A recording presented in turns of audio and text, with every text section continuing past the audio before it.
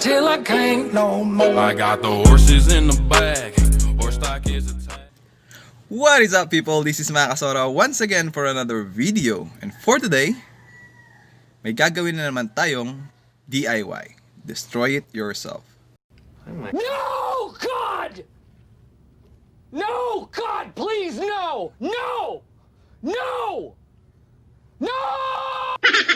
So, past few weeks ago, napansin ko itong GSR ko, itong Lancer ko is nagkakaroon siya ng rough idling or rough idle. So, sumasayaw itong kanyang RPM. So, ito siya.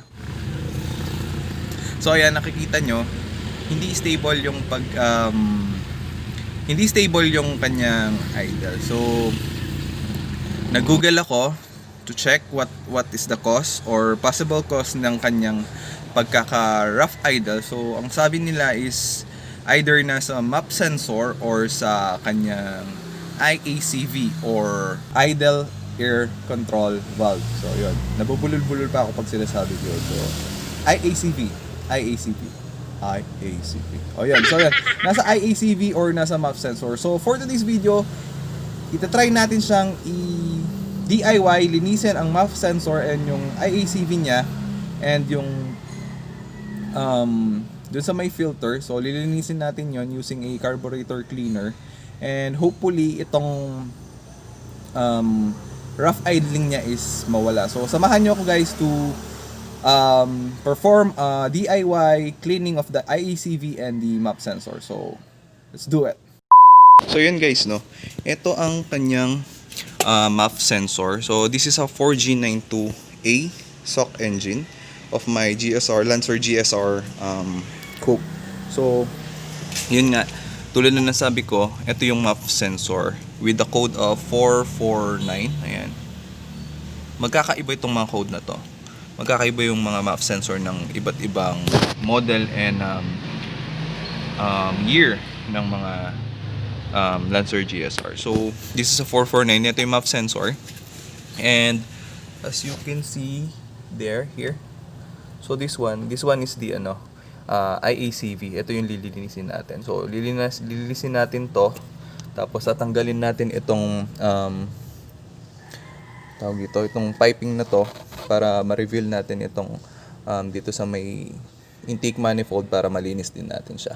So for the IACV, meron siyang mga screws. Alam ko dalawa to. Meron isa sa harap at meron dito sa likod. And itong socket niya. So yun yung tatanggalin natin. So uunahin muna natin is itong MAF sensor. So meron siyang 4 na bolt. Isa dito sa taas, or dalawa dito sa taas, tapos dalawa doon sa baba. Tapos naka-connect siya dito sa naka-connect siya dito sa piping na to. So to remove this one, so this is an aftermarket air intake. So hindi na siya yung stock. So for this instance, para matanggal mo siya is unscrew mo to, tapos yung isa dito para matanggal siya. So i-place lang natin yung camera.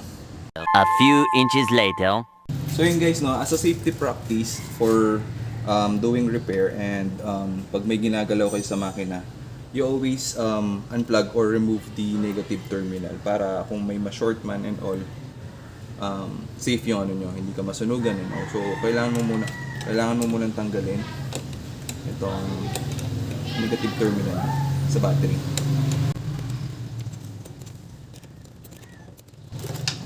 So after you remove the negative terminal, yes, and you can now proceed to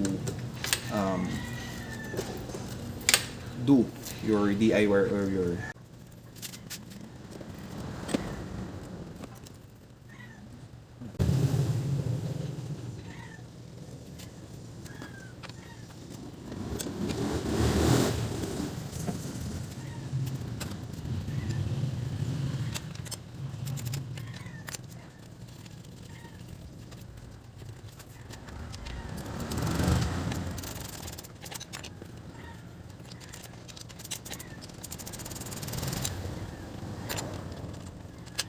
So ayan guys, natanggal na natin itong MAF sensor. So unahin natin siyang ililinisan.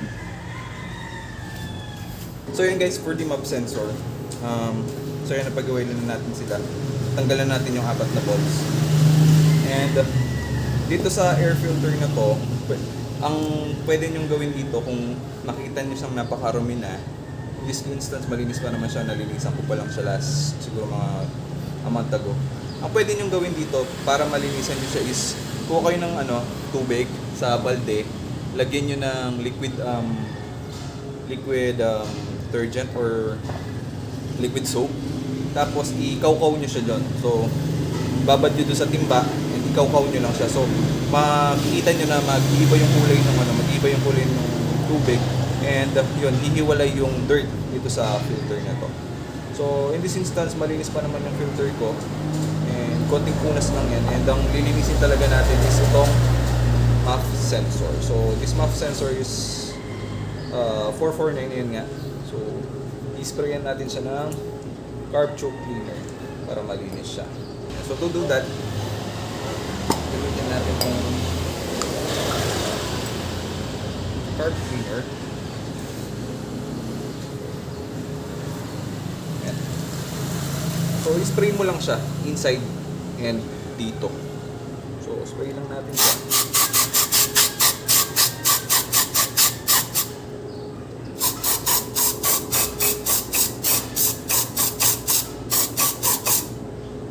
Then, let it sit. Tapos, punasan natin siya afterwards.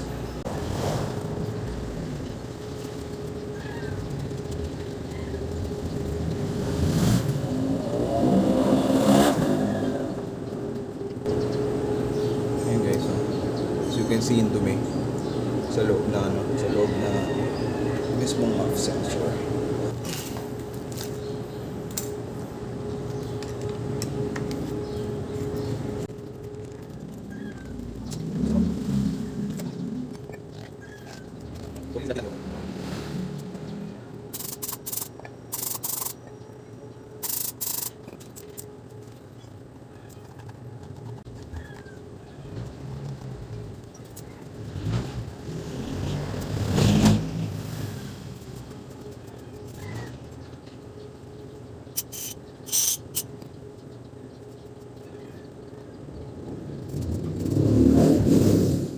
So yun, after natin silang malinis, hintayin lang natin silang fully dry para before natin sila ibalik doon. So, babalikan natin yung IACV. Pwede na siyang baklasin. So, okay na to. Okay na din yung MAF sensor. Nalinis na rin natin siya. And proceed tayo dun sa AICV. So, yung next natin kakalasin yan is itong IACV na to. So, ito yung socket niya. So, unplug mo lang siya. Unplug mo lang yung socket niya. And pwede mo nang matanggal itong IACV niya na to. So, yun. So, yan. Naluwagan ko na yung isang bolt. Isang bolt niya. Actually guys, this is my first time to do this. So, DIY na naman. Destroy it yourself.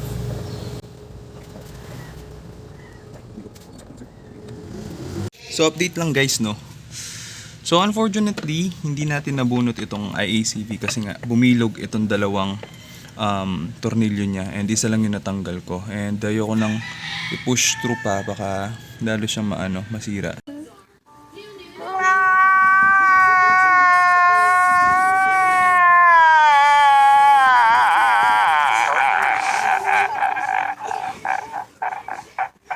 So what I did is, nilinis ko na lang itong sa may manifold niya, intake manifold, and yung MAF sensor and yung mga tubings na yun. So ibabalik na natin siya, i-test ko kung nawala ba yung rough idling niya, and sana hindi na kailangan na linisin yun or baklasin yun. So susunod na lang. So balik ko lang sila, then test natin siya.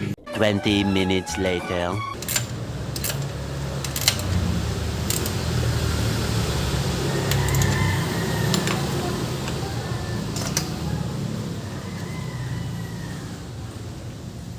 So yun guys, nabalik na natin yung MAF sensor, air filter and itong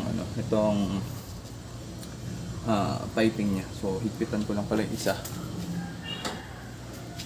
Then we'll try to test kung may nagbago ba. Sana nakuha na lang siya sa paglinis ng map sensor. Okay, so balik na natin yung negative terminal.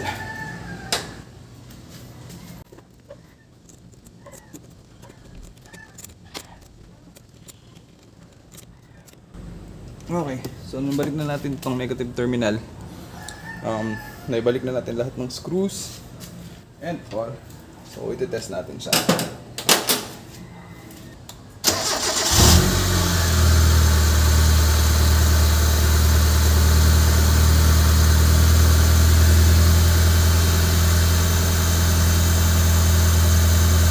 So okay, and let's see, naka-cold start siya yan.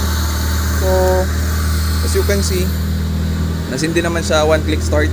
And now is nasa 1.2 dahil cold start. So, nakababa pa yung temperature niya. So, titingnan natin, hihintayin natin siya mag-idle up to 90 degrees Celsius hanggang umabot itong nito before sa kalahati. And let's see, tignan natin yung idle niya kung malikot pa rin ba siya. So yan guys, so far nasa almost kalahati na siya ng temperature niya. And ang current niya na RPM ngayon is nasa 700 or 7.5. Ayan, so yan na yung pinaka-idle niya. And feeling ko naman naayos kasi ayan, comparing naman dun sa unang pinakita ko dun sa video is yun nga, sumasayaw itong RPM niya. And in here looks stable naman siya, hindi na siya gumagalaw. Ayan, ayan guys, so ref lang natin siya.